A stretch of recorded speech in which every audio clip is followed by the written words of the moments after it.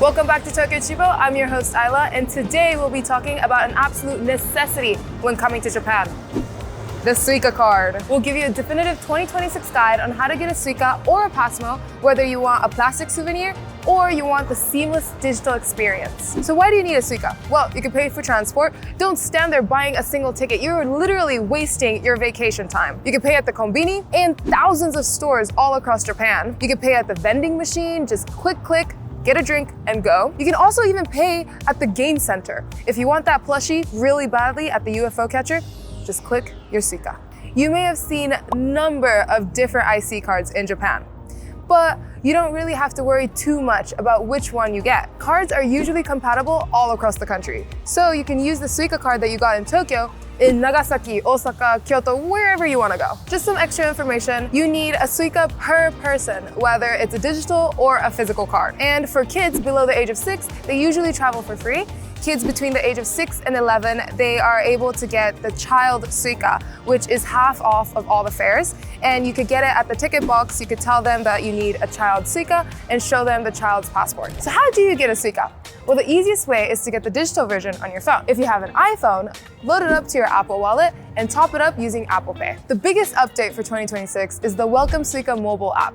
While you still can put your Suica onto your Apple Wallet, this is designed specifically for tourists. It's all in English, there are no deposits, and it stays active for up to 180 days, which is much better than the 28 days on the physical card. Here's a checklist for the Welcome Suica mobile app. First is check compatibility. Make sure to have an iPhone running iOS 17.2 or above. 2, obviously, download the app. Next, open the app and tap Suica Issue. You don't need to make a formal account, you just need a secret keyword, which is basically your recovery password. Next, select your starting balance. Around maybe 1,000 to 2,000 yen. You must pay with Apple Pay though. Next is to have express mode on. I had no idea about this and Shaw just told me about it, but you just do it on your Apple Wallet, and this allows you to walk through the gates without having to use your Face ID or password. Just be careful when you're setting up or topping up because there are some very specific downtimes. Now, if you have an Android, sucks to be you, because there really is no easy digital options for tourists with Android. So the best option really is to get the physical card. If you want to get the physical card, you'll be happy to know that the standard non-personalized Suica and Passmo resumed full sales back in March 2025. Find a JR East travel center to get your Suica card, or if you're staying near a Tokyo metro station, you could get a Passmo there. The deposit for the card is 500 yen, but if you're looking for a more tourist-centric physical card, then look for the Welcome Suica kiosk at Haneda or Narita airports. It might be a nice souvenir for yourself or your family and friends. To top up your card, you do need cash, so make sure you have some on hand at all times, or just put a buttload of money in your card just so that you don't have to think about it later. You don't want to be in front of a vending machine, dehydrated, begging for that Pocari Sweat, but you can't have it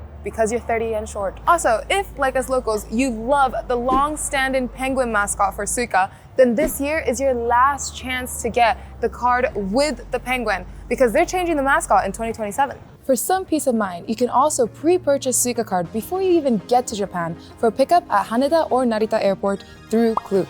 Just purchase the voucher, pick up your card when you arrive, and you'll be able to use it right away. More than just getting a Suica card, you can arrange an array of experiences through Klook.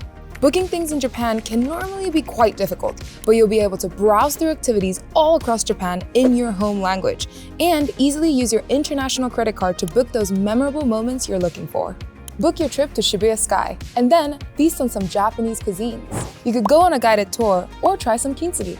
And you can finish the day off with a trip to the famous and fun Muscle Girl Bar. Klook also has regular flash sales and seasonal discounts, so it's a good idea to keep an eye out for those on their website.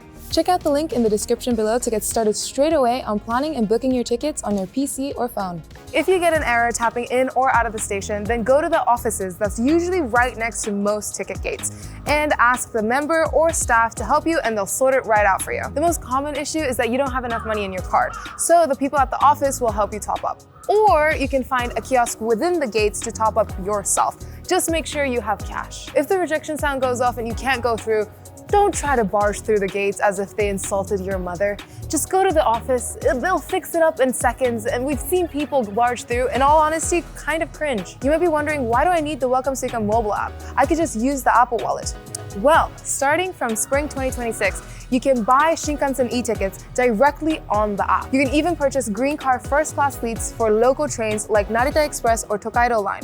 You could just buy it on the app and sit down. So all in all, if you're an Apple user, might as well go the digital route. Whether it be you get the Apple Wallet or the Welcome Suica Mobile app. If you're an Android user, well, you gotta get the physical card. I hope that was helpful. If you have any more questions about Suica or traveling around Japan, let us know in the comments down below. Like, subscribe, do all that fun stuff, and I'll see you next time.